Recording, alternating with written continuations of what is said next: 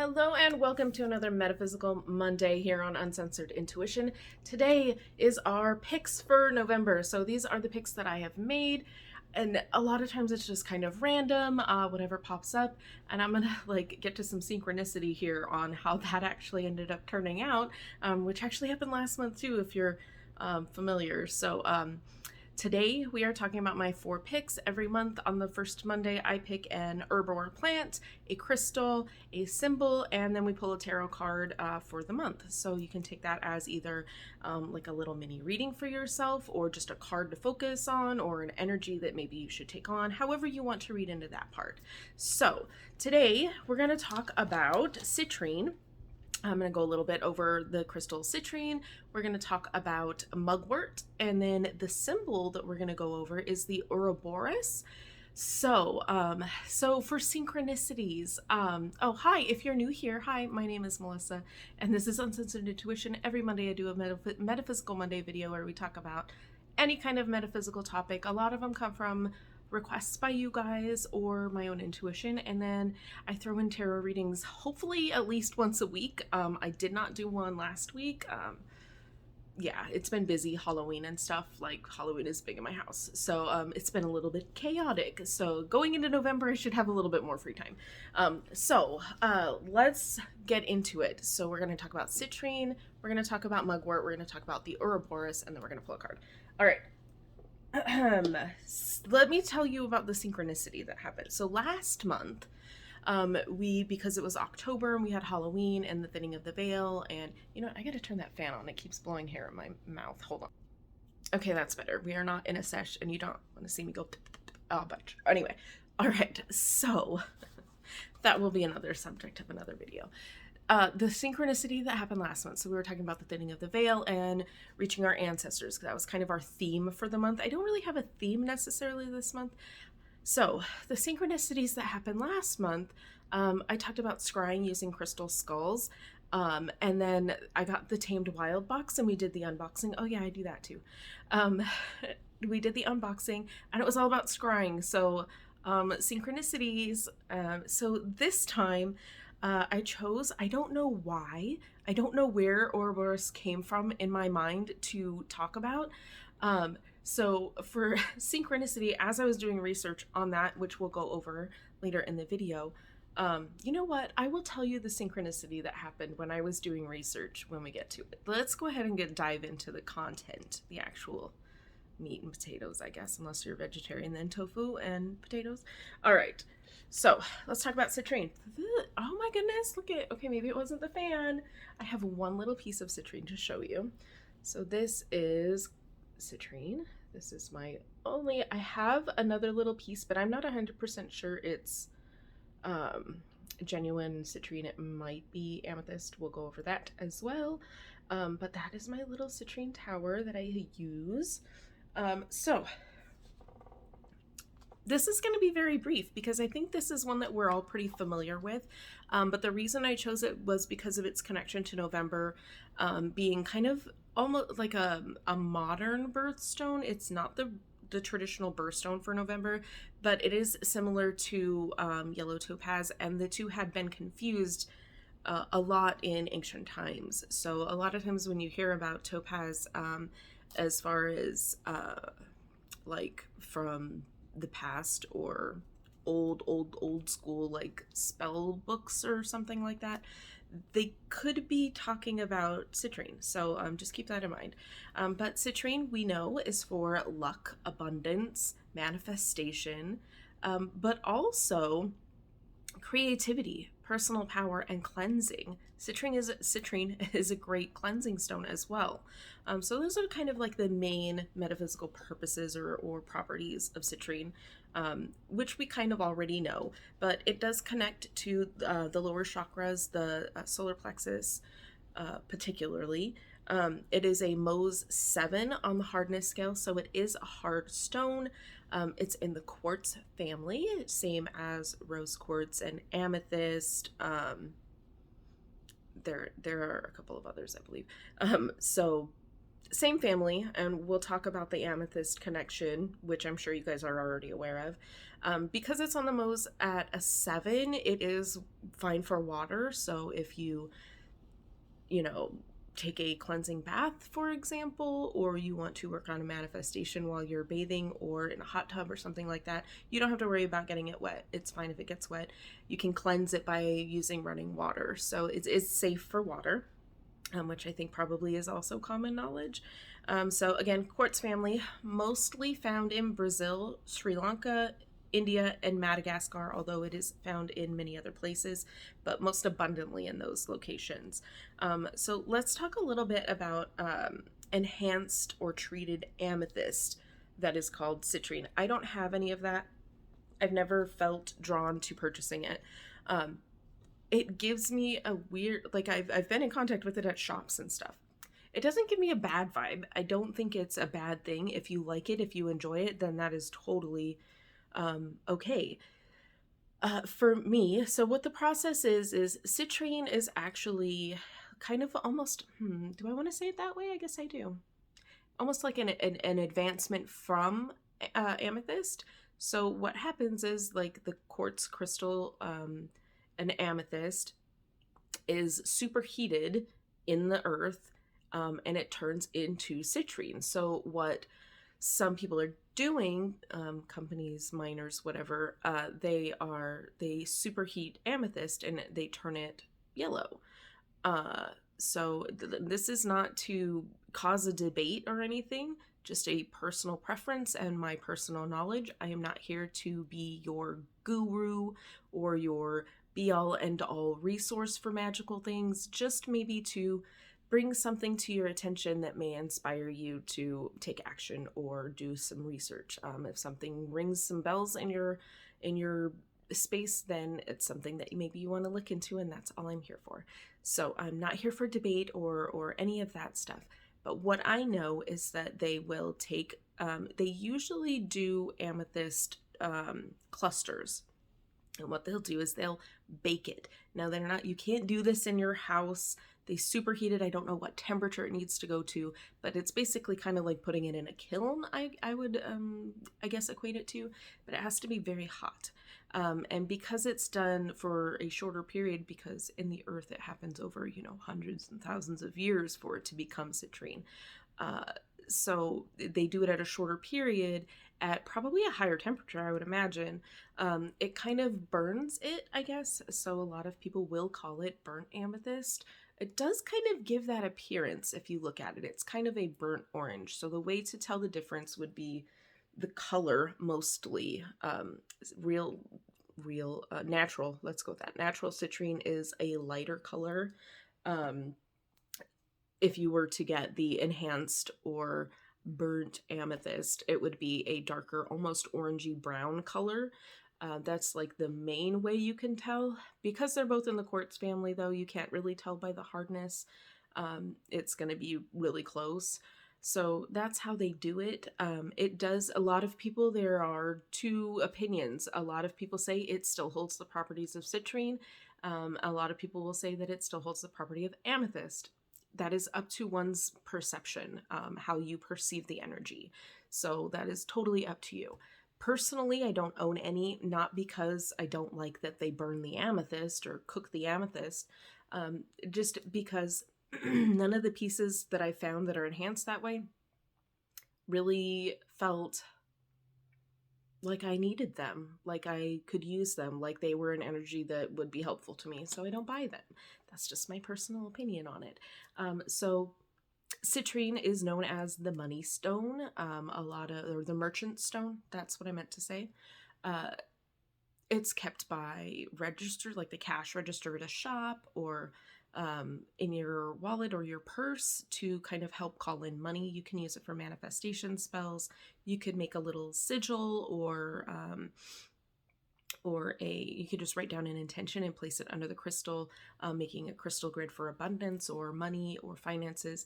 But also don't forget that it's connecting to the solar plexus, so it could draw in some of that creative and personal power energy as well.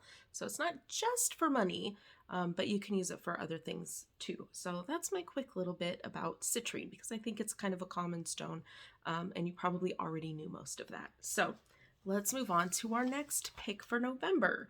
Our next pick for November, we're going to go with our herb or our plant, and that is going to be mugwort. I was thinking of doing something more seasonal, something to go along with fall. So I was thinking apple, cinnamon, or clove, and I put a poll in one of my favorite Facebook groups. It is an amazing group. It's kind of a smaller group, but it is a subscription group, so it is a paid group. So I don't want to like join this group because there is a cost involved. But if you're super interested, you can comment or email me. I have my email in a couple of different places, but if you can't find it, I can give it to you, or you can just comment and I'll tell you the name of it. So mugwort, I'm low.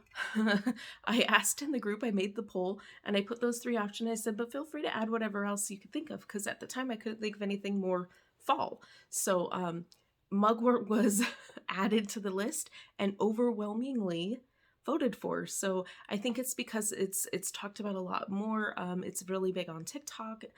There are a lot of YouTube videos dedicated to it. So my friends wanted to hear more about mugwort, so here we are. This is my mugwort, and it is low.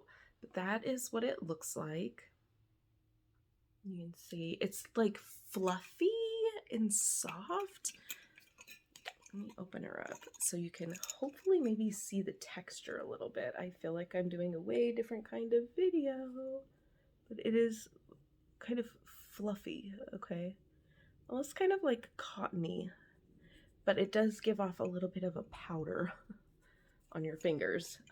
So that's what the mugwort, my dried mugwort, looks like. I'm very lucky I have it's called the Good Apple nearby. It's like a small mom and pop like health food store, but they have a section. It's a whole wall. I did a TikTok on this actually. There's a whole wall of herbs, and then they have like a make your own tea section where you can use all the different herbs, and they have like a thing where you can, yeah, it's amazing. So there's all kinds of different herbs that you wouldn't find just in your grocery store. So I'm very lucky.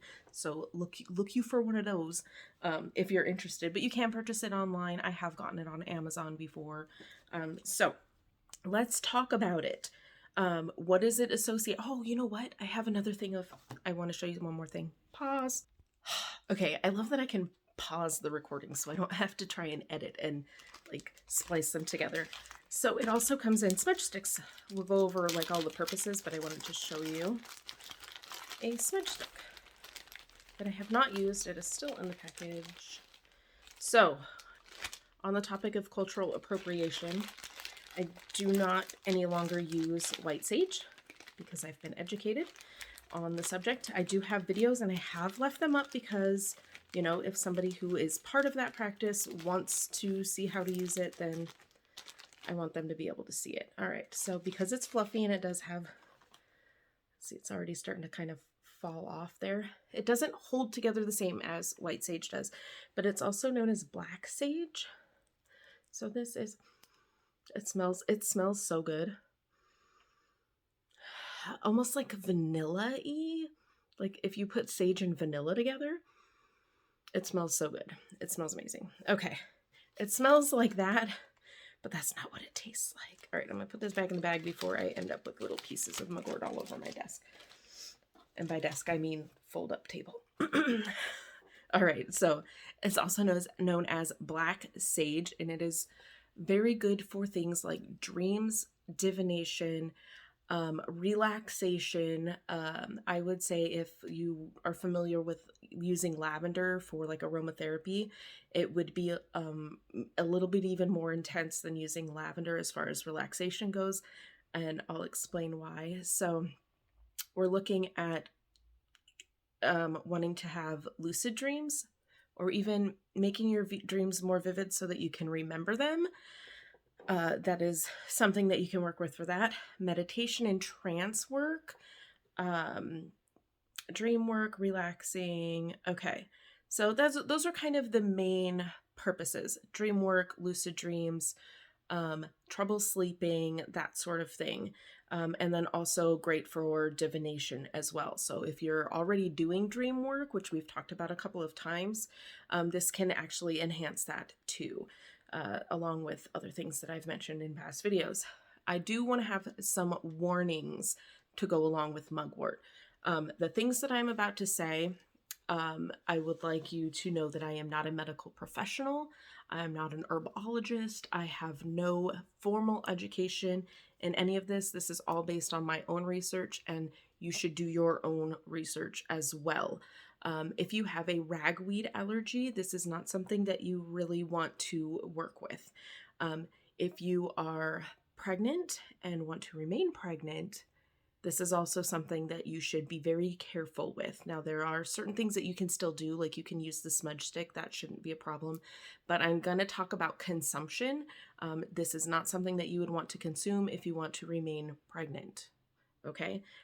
So there are also, it can be used for digestive issues, but be aware that it can also overact the digestive system, causing some maybe unwanted GI stuff. So there are my warnings.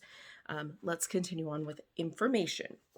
All right, so for the physical, it can be used as a tea. You can make a tea out of it. Steam inhale. So basically, you would kind of make the tea and inhale the steam would be a way to use it. It can be smoked. It has been smoked by me. And maybe like a protective bath. Okay, so you can put it in a bath, like a bath salt, but I would maybe put it in like a muslin bag, like a tea bag, into your bath so it doesn't clog your drain. But that's just with any herb. So as for the tea, I said it smells amazing. To me, personally, it tastes kind of like dill. It doesn't taste sweet like it smells to me, which is kind of weird. Could just be me. It is a very earthy flavor if you were to drink the tea. Same thing for smoking it. I usually add it to other herbs, those ones too, but also with lavender, it's really good. It really is very relaxing in combination with lavender. Okay, just personal experience there. So what it does physically connects with the reproductive organs, so it can work with cramps. It can help like alleviate digestive issues, like I said, but if you overdo it, it can make your digestive issues worse. So it is something that you want to be very careful with and start in very small amounts if you want to consume it. It's also a diuretic, so if you tend to carry water weight, it can help kind of flush excess water out of your system, which also can work the other way. If you tend to be dehydrated, it can work to make you more dehydrated, so be cautious with that.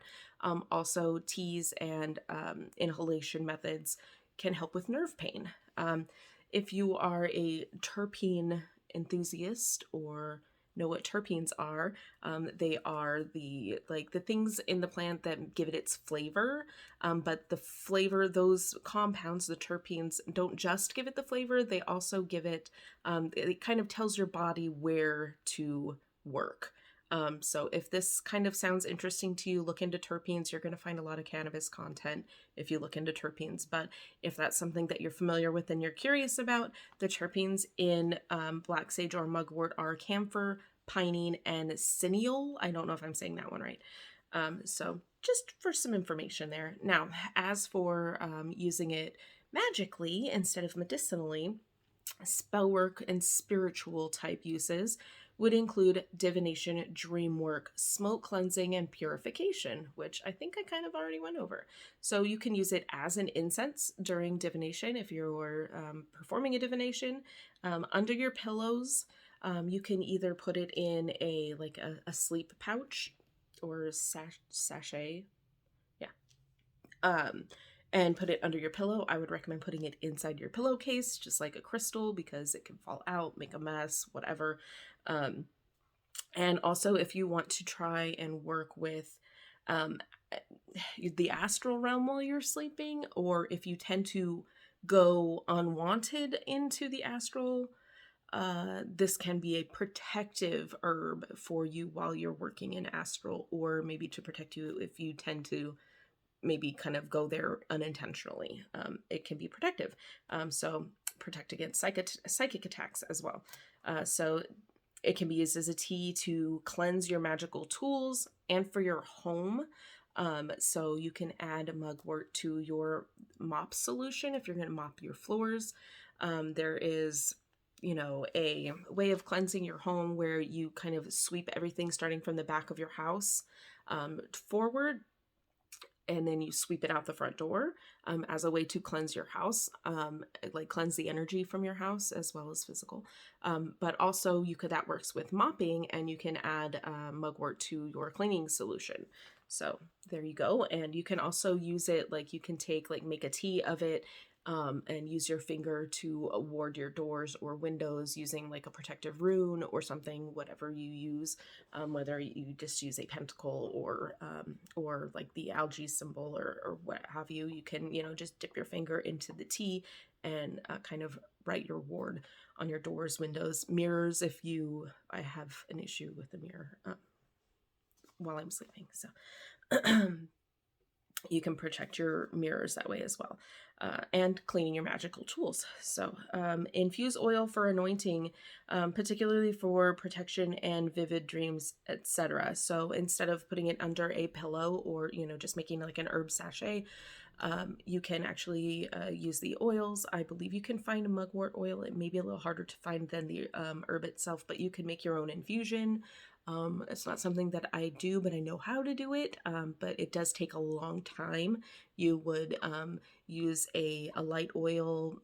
I would probably say grapeseed oil is a good one because it's light and it doesn't really have a scent. And you would literally just put a jar and fill it with mugwort, and then you would top it with the oil until it was full, and then you would literally let it infuse for weeks. And you would go and shake it and stuff. But there are other precautions, and I don't do that, so I'm not going to make a video on that. I'm just saying, do some research. And then you can use it for anointing if you anoint candles and do candle magic or candle workings. You can use oil to anoint that. You can anoint yourself. You can anoint your body. I know I have kind of like a shower ritual. When I get out of the shower, I have a specific oil that I use. Which I've infused with energy. So you can do something like that, maybe even before you go to bed, as like maybe on the back of your neck and your third eye for, if you're trying to work with your dreams, that kind of stuff, and for protection, particularly in your dreams and the astral. So that's what I have on mugwort. So it is smokable. Talk to your doctor, do your own research. Don't take my word as gospel. And it is also tea, but again, be very careful. And one more time, I'm going to say this, and take it however you want. If you are pregnant and you want to stay pregnant, don't use this herb. Take it however you want. All right, so let's move on to the Ouroboros. Okay, so this one. I'm going to tell you what I have written down. It's kind of a lot.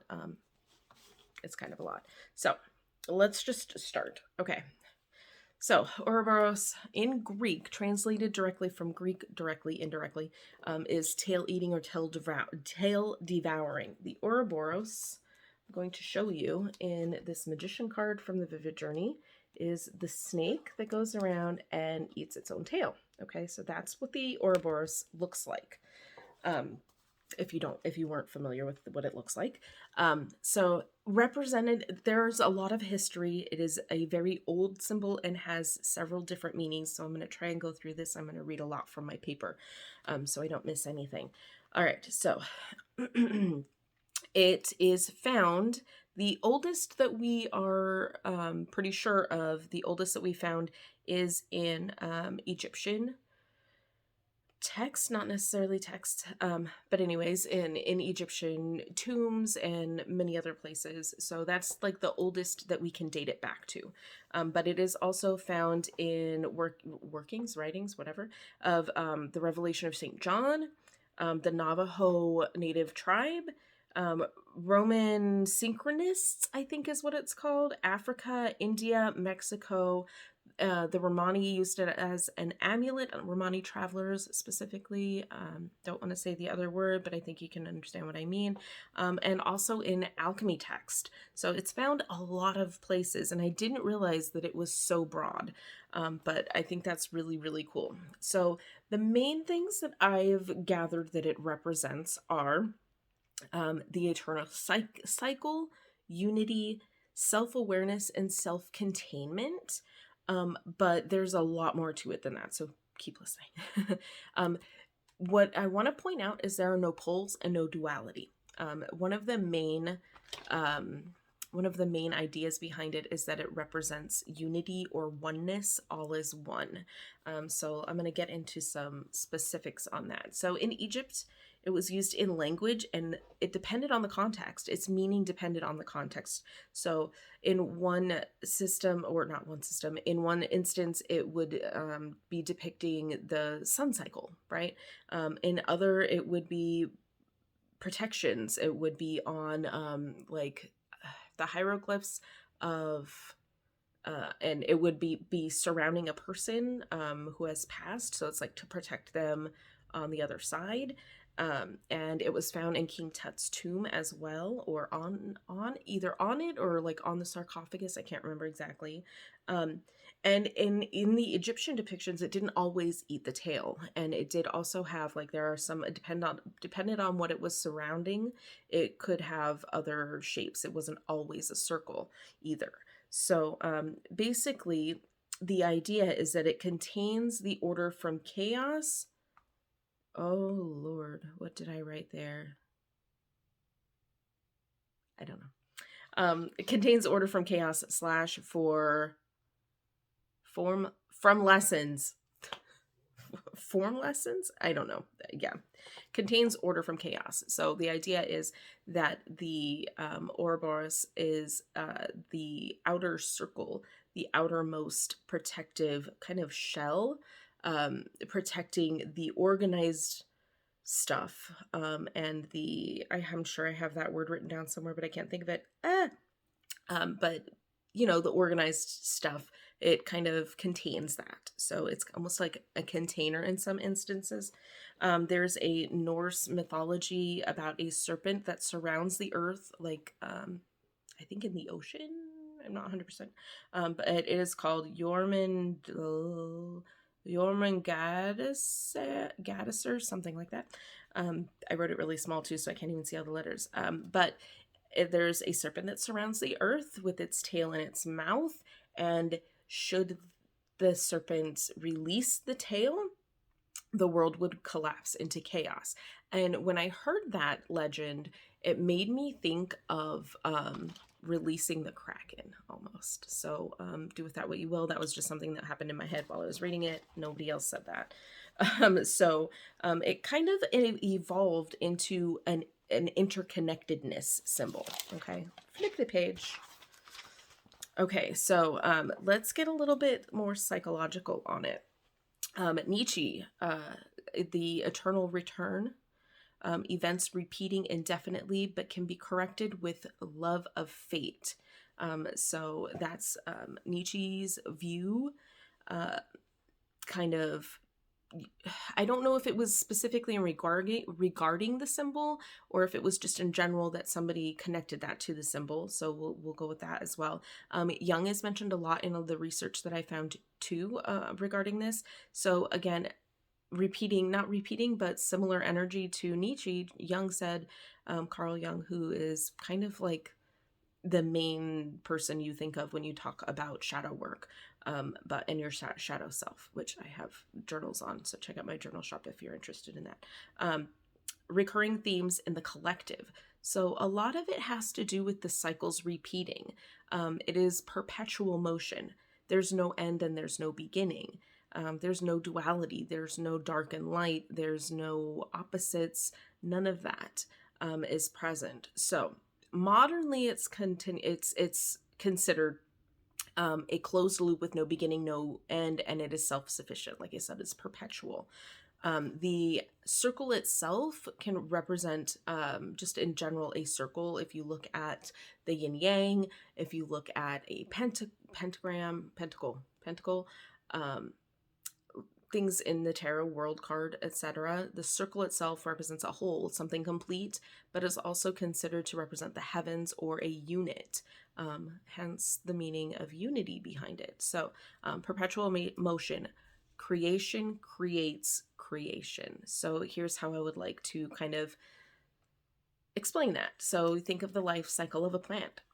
So you have a plant, and it drops a seed and it grows another plant. There's a whole bunch of other steps involved there, but you think of the life cycle of a plant, never ending. It's perpetual. As long as there are seeds, there will grow another plant kind of idea. Also, humans passing their DNA is another example of how the perpetual motion is and how there is no end or beginning. And then let's get like really psychological and go to the preconscious or subconscious that is inside the circle. Okay, so if you think of it this way, there was a good kind of comparison that I found. Matriarchal, it's a matriarchal symbol and symbolizes the womb. Let's get into that. Preconscious. So think about preconscious or subconscious. Your subconscious you currently have, but preconscious. So preconception, pre-birth of knowledge. It is believed that we do not have a consciousness until we take our first breath. So it can symbolize the womb. So it has matriarchal energy in some ideologies. So eating implies the consumption of knowledge, and it is eating its own tail. And then digesting it would be kind of the understanding of the knowledge. So something to kind of think about. And here's where that synchronicity that I talked about earlier comes in. I wrote this down. A dog chasing its tail believes the tail to be outside of itself. This is kind of where my mind went when I was doing all of this research. It's like a dog chasing its tail. That doesn't know that the tail is part of it until it gets the tail and bites the tail and it hurts, and then it realizes that the tail is part of itself. It's kind of like that. It's realizing the connection to yourself. You think that everything is outside of you, and then once you actually get a hold of it, or you are able to consume that knowledge, that at that point you realize that it is connected. So it's kind of goes back to the original where I was saying it means all is one. We are all interconnected. It contains, it kind of also represents the chaos that it is protecting us from, but it contains that structure and that organization from the chaos that is outside of it. So here's where the synchronicity comes in. I'm doing all of this research, and I wrote down the dog analogy because I had to write it down because I wasn't in any of the research that I'd done. It's just how I perceived it. It is found also, I want to say before I get into that, it is found a lot in tarot as a symbol, which I didn't realize so much, but I'm going to show you in a second. So the synchronicity. Before I wanted to film the video, I went outside for a quick smoke. I was on TikTok. First video that comes up was a lady inside of Walmart in the garden center, and there was a little kitten there that she was like, oh, this little kitten. And, what did the kitten start doing? Started chasing its tail. Synchronicity. So I'm kind of wondering what other synchronicities will happen with the items that I've chosen for the month. So there's that. So I'm going to show you in the tarot. I already showed you the Magician card, but in the Vivid Journey deck also, the King of Wands, the male gendered court cards have that symbol on them. It's more of a lizard. And in a lot of the texts, it's depicted as either a serpent or a dragon. And a lot of them, they have feet. So here is the Knight again. And even on the page, Okay, but the queen did not have it on there, so which I found weird because I saw it as having that womb maternal kind of matriarchal energy. And then this is from a different deck right here on the Wheel of Fortune. So different cards, different meanings, all of that. But if you're a reader and you can kind of associate that with kind of an ever never ending cycle or even self-sufficiency, depending on the other cards that are in the reading. So yeah, that's what we got for the Ouroboros. I'm gonna mess that up again. So this book it is my Metaphysical Monday book where I put all of the content that I'm going to be putting out for Mondays is kind of turning into a grimoire of sorts. So I'm really excited about that. I'm going to have to reorganize it once it's full. Anyways, so we're going to pull a card, but before I pull the card, I want to let you know what other videos are coming out. Today, I was going to say this at the beginning and I totally forgot. Today is 11/1/111, a beginning, and we are in the energy of the full moon, which happens on the 4th. So if you wanted to do something today for manifestation, for starting a new journey, the number 1111, we're kind of in portal energy if you believe in that. Also really close to the new moon, so you do have that kind of also giving it a little bit of a push. So that. Also, there's an extra Monday. There are 5 Mondays in November, so there's going to be 5 Metaphysical Monday videos, and these are the topics I'm bringing to you. I have it written down as how to make and use a wand, but it's not really like a crafty how-to. But we're gonna get into wands and what they mean. And this comes from a conversation with my kids where one of my kids said, "Well, what is a wand for?" And so we got into it, and there's some good stuff in there. Crystals for surviving family gatherings. And then we have tarot cards and archetypes. So I'm going to get into tarot a little bit. We're going to talk about the court cards. And kind of, I know that's something that a lot of people struggle with, specifically is the court cards, and kind of matching them up. For me, it's not that hard, but I do know that it is a common thing. Every now and then I'll mix them up, but I'm going to share like a strategy that I use that kind of helps me remember. So we're going to get into that. And then I'm going to do a part 2 on sigils, what to do after you have created your sigils, kind of like I created my sigil, now what? I'm going to do a video on that as well. So that is all 5, including this video. Let's pull a tarot card for the month.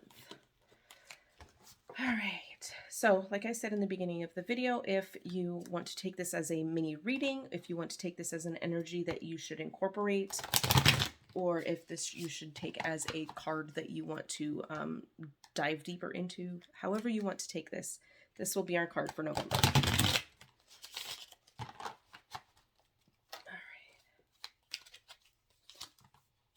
The sun. The sun. Okay, so interesting, the sun, because we're entering like a darker phase of the year where we have fall. Sunflowers kind of a fall flower though, right? Aren't they? So lots of sunflowers there. Interesting though, because we're having less time with the sun in the upcoming months. So this could be something that you could be paying attention to, is how you're using your time with the sun. What are you getting done in a day? That kind of thing. But also the overall meaning of the sun card being positive and being like a sunny outlook, positive things coming in, that kind of stuff. So this could just be a foretelling of good fortune coming for you. Happiness 100% in this card. This is from Morgan Greer, which I've been trying to use the same deck for all of these videos just to keep it consistent. A little bit different than what you would normally see. You'd normally see like a naked baby on a horse. A little bit different energy here, but is the sun rising? Is the sun setting? Some things to think about there. We also have